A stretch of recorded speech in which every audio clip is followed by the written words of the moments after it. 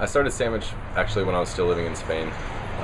Had the idea to open a food cart because I love the idea that people need to be fed, constantly need nourishment, so might as well provide something good for people.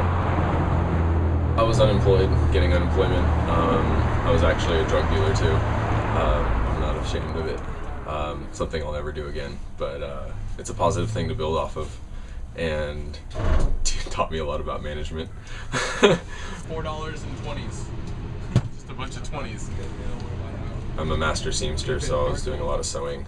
I actually was half owner of a onesie company. We were called allforonesies.com. But that kind of fell over a little bit because I was the only person doing it. So I've loved cooking my whole life. My mom and dad are both pretty much chefs, so it's been kind of a culinary experience my whole life, and then culminated in Spain when I just cooked every single day, and I was like, you know what, I need to come home to something.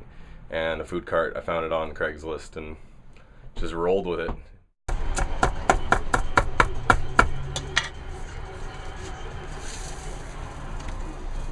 Cheese Mountain. Sammitch came about because my friends and I, we always say Sammitch. Let's go get some sandwiches. And the menu came about because mobile food is the best food, so quickly eatable, small portions, or smaller portions, able to be walked and consumed at the same time. So sandwiches just became like the go-to thing. And then as far as the menu, I mean, it was just all experiments and great experiments.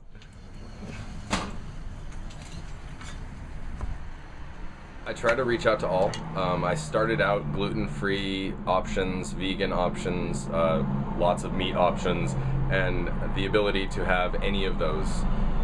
That's really a awesome kind of thing for a food cart. Not to go after one niche, but to go after all of them and cater to every person. Because I like hanging out with vegans and not necessarily want to eat vegan food every time.